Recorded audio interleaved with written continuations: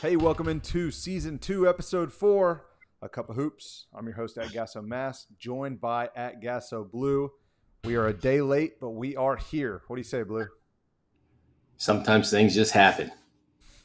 It's been a busy week, but it's Yeah. not stopping We're only us. on Wednesday. Yeah, we're rolling, Still baby. more to happen. Hey, there's a lot going on. We got three schedules that we're working on. We have the DFW schedule, the Houston schedule for the Fall Classics for October 12th and 13th. We have a JUCO uh, jamboree coming up with Weatherford, and that's another nearly, I don't know, 30 teams or so, and it's things are happening fast around here.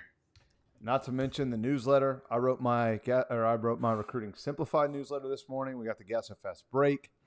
Make sure you're following us. We're getting out a lot of information. This is a really fun time of year for Blue and I, simply because obviously we're finishing up the fall tours in the Gasso JUCO Jamboree, but after that we kind of put on our media, sit in the stands cap, get our notebooks going or our iPads going, and get to watching, which is a fun time of year for us. Hey, we're watching sometimes. There's those instances that you're sitting in there and you're kind of leaning back and you're watching. Go, oh, there's no clock and book person there. Maybe I should jump in, or Not I my just let job. them handle Not my it. job. Not my job at this time. Um, so anyways, let's jump to our Yeah. recruiting simplified question of the week, the jigsaw of scholarships. And I'm going to kind of set the stage here, but Blue, I'm going to allow you to kind of tell a story based on some of your experiences that you've seen, because you've just been in this space and you've seen just about everything. So, the jigsaw of scholarships, what do I mean by that? Scholarships are often misunderstood. They're more like a jigsaw puzzle, especially at some of these lower division schools. So take D2, for instance. They have X amount of scholarships that they can offer if they're fully funded. So let's call that number 10.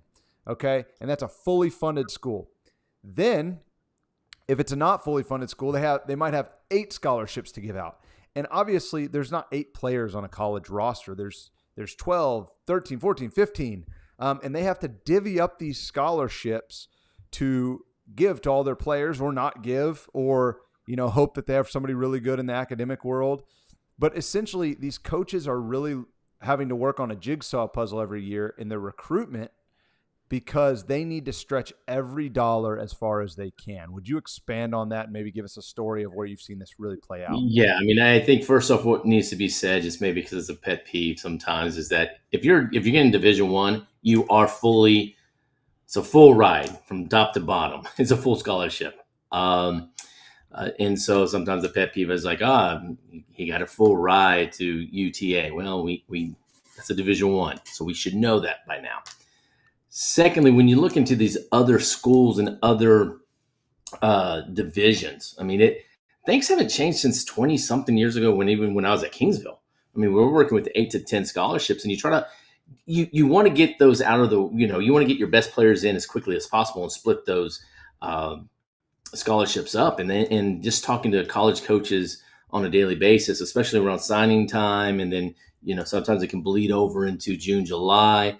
There's money left over, but they need to split the money up to get in as many players as possible. As you said, fully funded might be 8 to 10 scholarships, depending on what non-Division 1 institution and what they have, what they're allotted, but they got to get 13 to 15 players in there with that kind of money. Obviously, the best players are going to get the most money, probably even the full ride to those non D1s. And then you look to try to match, and you talk about it all the time, take care of your classroom, right?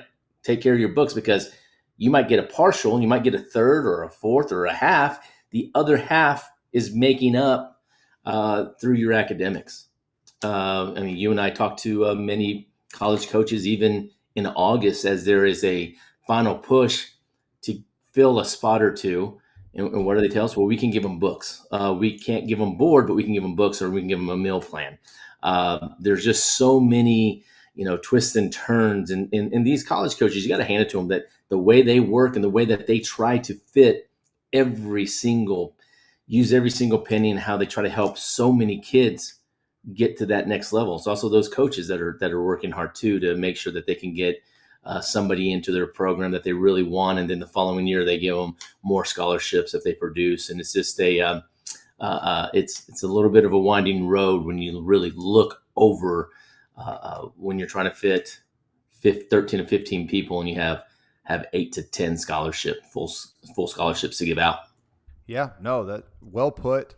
And kind of like you alluded to with the grades, like you can just make yourself such a more attractive prospect if you can really provide a coach to give you less athletic, because the school is already providing the academic scholarship. And again, it just every little step that you don't think about, making yourself a more attractive recruit, take it. And these coaches are so creative in how they give money out, and how they make it to where they can get as many good players in as possible. So just know that scholarships they're not always full. Some of them are half, but if you can parlay that with your grades, you can really create a full by your academic performance. So I thought that was a good segment, Blue. Let's move on. Undeniable. Who is a player who has just won you over? Zach Brown, 2025 from Amarillo. I think that part of it's the system that is ran there. I mean, we can sit here all day and break down how kind of like it's an orchestra of movement on the floor with that team. But Zach Brown is a guy that kind of won me over after I'm thinking back to 2023 at the Capel tournament, just watching him hit short range buckets, getting open out on the perimeter, but also, talking things out with you of like, you said, Blue, how great is his shot? Think about it. The rotation, the catch, the shoot, the form and everything goes along with it.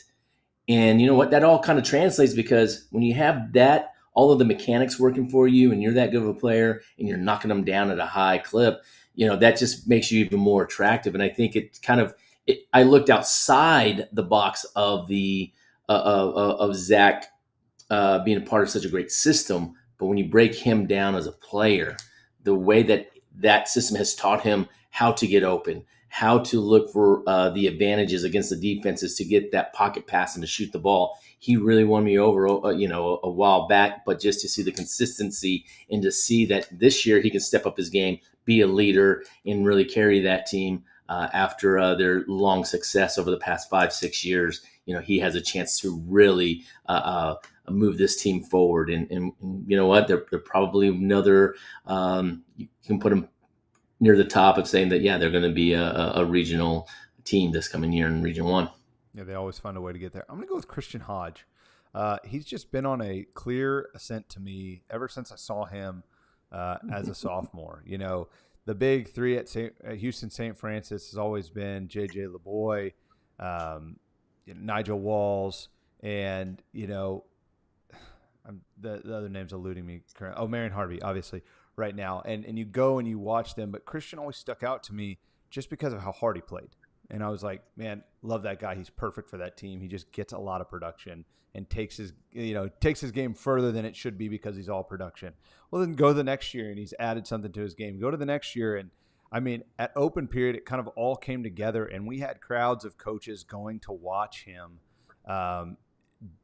dominate at live period. He secured some really great offers, and just one of my favorite players in the state, because not only is he going to play the hardest, not only is he going to guard a myriad of positions, he's now hitting shots. He's now playing way above the rim, just doing all these things that he's just continued to ascend into a really, really great player.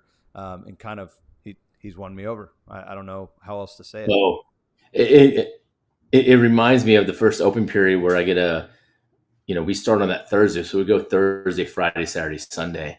And I get a call midday Saturday from a head coach and they from Oklahoma, and they go from the state of Oklahoma. And they said, is it worth my time to get in the car on Sunday to go watch them play and watch Christian? I go, absolutely. It took one game, took a couple of plays that captivated this head coach, and he goes, we're offering. And they did. It was a fun story. Really, really fun story. Yeah. kind of in the same vein, I'm gonna make this next segment a little fun. We're gonna call it outliers, and this is maybe a player that's just kind of an exception to the rule. Like someone may say, oh, they're too small, or they don't have the length, they don't have the positional, whatever, X, Y, Z. They can't jump high enough. I don't know what the excuse is, but just an outlier of a guy who you think is going to be successful, kind of regardless of what the narrative could be about him. Oh, Knowledge Carter from San Antonio Harlan, 2026. What got me going on him is that, he's listed at 6 foot. Okay. Let's call him 5'10", 5'11", but he goes up and he punches it on somebody. Like, that guy has the ability to penetrate, to attack, and he wants to go through the defender that's in him, and he just gets a lot done because he has the ball in his hand. And with this Harlan team, he's going to have to be the catalyst to really make strong decisions, right decisions, be able to score and do so many things for this team that we think it could be an up-and-coming team that's going to give a lot of teams in that area and throughout the state some fits. But, you look at Knowledge and just his overall makeup, you kind of scratch your head and go, well, what is he going to do next? Well, he's knocking down threes. He's knocking down shots going with floaters going to the basket. He's punching it on somebody. Those types of things, plus his defense, really makes him a fun watch and somebody that is an exception to the rule. Yeah, I'm going to go with Neil Lawrence out of Allen. I hadn't gotten the greatest looks of him up until really TABC is where, I feel like he had his coming out party, and, you didn't want him guarding you is all I'll say. He was a menace. He was a pest. And it just felt like every time he's on the floor, Allen's better. And he's just a winner. He comes out there and he's one of the smaller guys on the court, but he's strong. He's fast. He's athletic. He's really, really good defensively. You can't knock him off a line. And like I said, every time he's on the court, Allen, it feels like they make a run. And this guy is just undeniable. We're going back and kind of rehashing all of the players in the state, especially right now with our Gasso Fall Tour coming up, and Allen's one of the teams that's going to be there. And I cannot wait to get my eyes on Neil Lawrence. So he's my outlier, or one of my outliers. Now we got one more. Blue, who's your next one? This is the perfect category. I mean, it's BJ Gill. I mean, Iowa Colony 2025. And first thing that just sticks out that you have to be good at it when you're a little bit smaller, when you're under 6 foot. I think the first thing that you can really hang your hat on is defense. And he's a one-man wrecking crew. He can pick you up all 94, and he's not going to give you a lot of inches. We've seen him dive into the first row of the bleachers on the opposite side of the benches.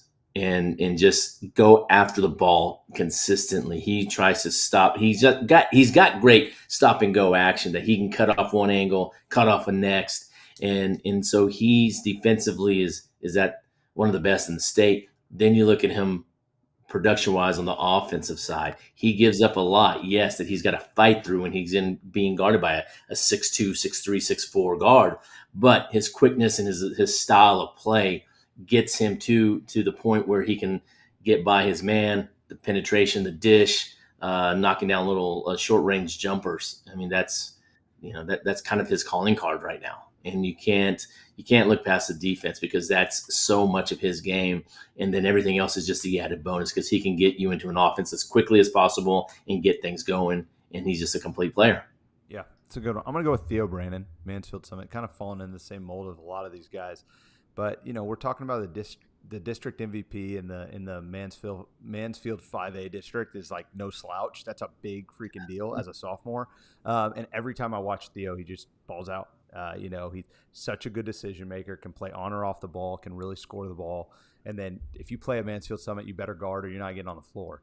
So we know that's kind of a baseline prerequisite to get on the floor at Summit. But I love watching Theo Brannon. I love watching him make decisions. I love watching him pass, and then obviously you can shoot the cover off of it. But this is just a guy who's, take it from me. You don't have to watch him over and over and over again. It's all substance. It's the same every time. He brings it. Really, really, really good player. And that's going to wrap up our outliers section. Last section, Blue.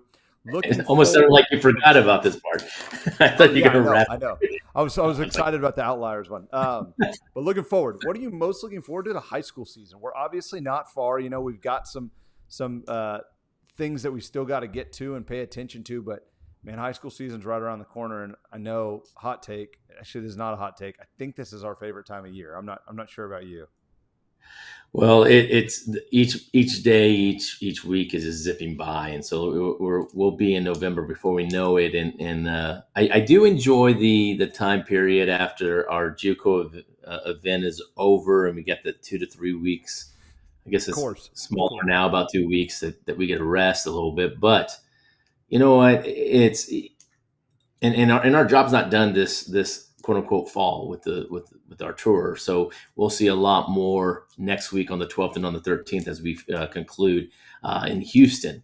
So I don't want to look past that. But during the season, it's when the head coach is on the sideline. You know this as you once were, is that there's a different feeling. There's a different feel to the basketball game. There's a different feel to the chemistry and what is going to go on for each team on the basketball court and how they're going to sets they're going to run and so forth. There's so much more. The game planning is so much more probably deeper. The plans of who you're going to get the ball to in certain situations, and those are the kind of things that I really enjoy is the strategy part and how it all comes together.